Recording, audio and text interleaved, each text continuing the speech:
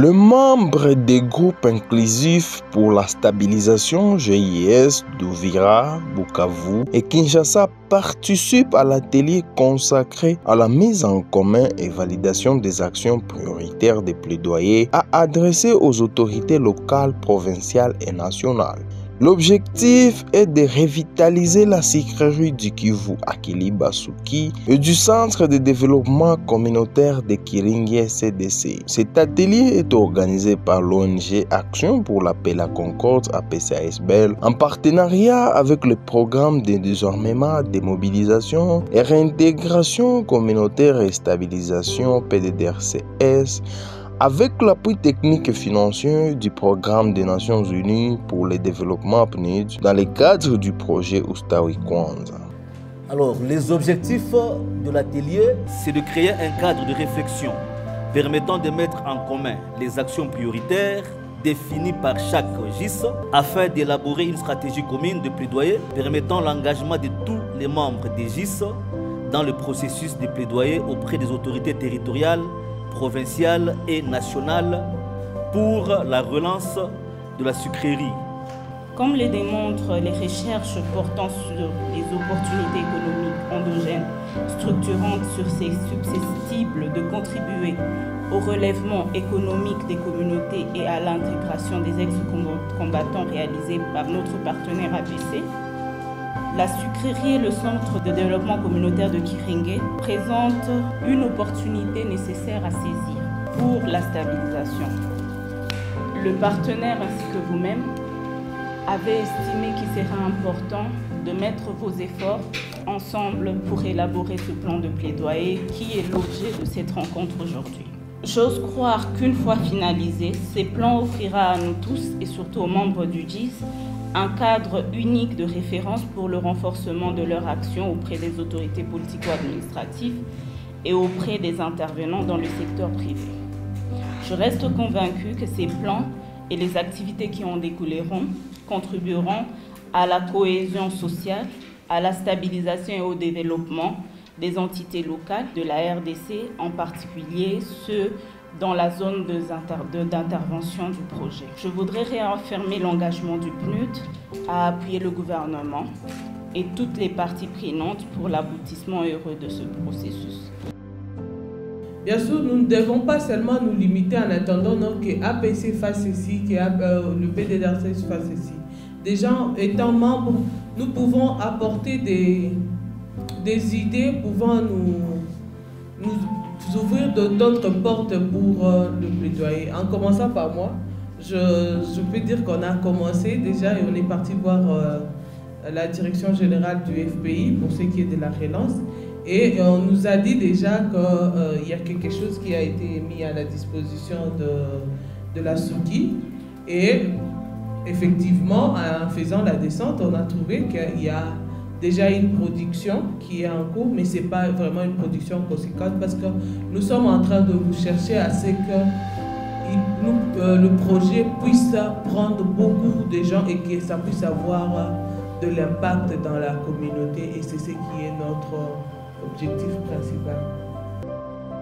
Il est vrai qu'il s'agisse de Kiringi, qu'il s'agisse de Kiliba, qu'il s'agisse du territoire d'Uvira en général et de toute la province, les problèmes d'instabilité, les problèmes d'insécurité, les problèmes de pauvreté sont des problèmes énormes.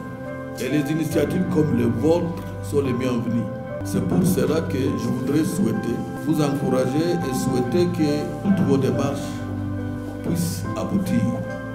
Que partout vous allez toquer, qu'on vous ouvre, que dans vos plaidoyers, vous puissiez rencontrer des hommes et des femmes de bonne volonté qui vont comprendre nos problèmes réels et qui finalement vont dire, écoutez, ça vaut la peine d'appuyer ces bras. Ainsi donc, c'est sur ces mots que je déclare ouvert les travaux de cet atelier. Je vous remercie. Les premiers jours de cette rencontre qui se tenue le mercredi 30 octobre 2024 a permis aux participants d'élaborer un plan d'action de plaidoyer. Ce plan inclut une matrice des besoins et des actions nécessaires pour la relance des CDC, Kiringi et de la Souki. Parmi les actions que nous avons identifiées, Il y a d'abord l'exonération de matériel que ce qui doit utiliser pour le relancement de cette entreprise.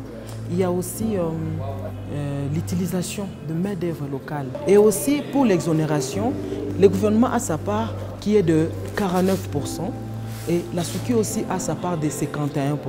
Il faut que chaque partie puisse donner sa part pour que cette entreprise, ces relancements-là même soient effectifs. C'est pourquoi nous sommes en train de vouloir, nous à notre niveau en tant que GIS, demander au gouvernement, à travers le plaidoyer toujours, de faire sa part. Par rapport à la CDC Kiring, nous, les premiers besoins étaient celle de voir comment on peut revenir au secours de réhabiliter ces micro-barrages de Kiring, parce que c'est ce qui va permettre d'alimenter les usines des minoteries, huileries et rizeries. Il serait mieux qu'on puisse passer à l'achat des équipements qui vont permettre au décollage et au relance de ces activités. Il faudrait, troisièmement, et on a dit c'est nécessaire qu'on puisse faire une notation des fonds de roulement, parce que sans ces fonds de roulement, rien ne peut avancer. Quatrièmement, il a été question de voir à la mesure du possible comment on peut passer à la sécurisation de ces installations. Parce que sans une sécurité, ces installations peuvent être abandonnées aussi. Donc il y a tout un conseil local de sécurité qui doit venir au secours à la sécurisation de ces installations. Et cinquièmement, il a été nécessaire pour nous d'améliorer les échanges avec les gestionnaires de cette entité de production, qui est gérée par le diocèse d'Uvira. Et bien entendu, on ne peut pas s'en passer de ne pas mener des échanges avec eux. C'est pour nous un plaisir et un honneur d'arriver au terme de notre atelier de mise en commun et validation des actions prioritaires des plaidoyers. Nous ne pouvons ne pas vous remercier et vous demander encore plus d'abnégation parce que le projet est ambitieux et ça demande encore une fois l'abnégation de tous les membres de GIS pour espérer atteindre notre finalité qui est la relance de la sucrerie du Kivu à Kiliba et le centre de développement communautaire de Kiring. Le PDDRCS, dont j'ai l'honneur de représenter, a pris l'engagement d'accompagner ce processus jusqu'à sa matérialisation avec APC et sera présent dans toutes les activités qui seront organisées dans le cadre de ce qui nous lie aujourd'hui, afin de permettre l'accomplissement de ces projets que nous voulons mener ensemble. Pour rappel, le projet Ustawi Kwanza a mis en place les groupes inclusifs pour la stabilisation dont l'objectif est de mener des plaidoyers afin d'obtenir des engagements politiques pour revitaliser ces deux entités économiques tout en visant à créer des opportunités d'emploi durables pour les jeunes à risque de démobiliser les femmes et les autres membres de la communauté, contribuant ainsi à la stabilisation de la province du Sud Kivu.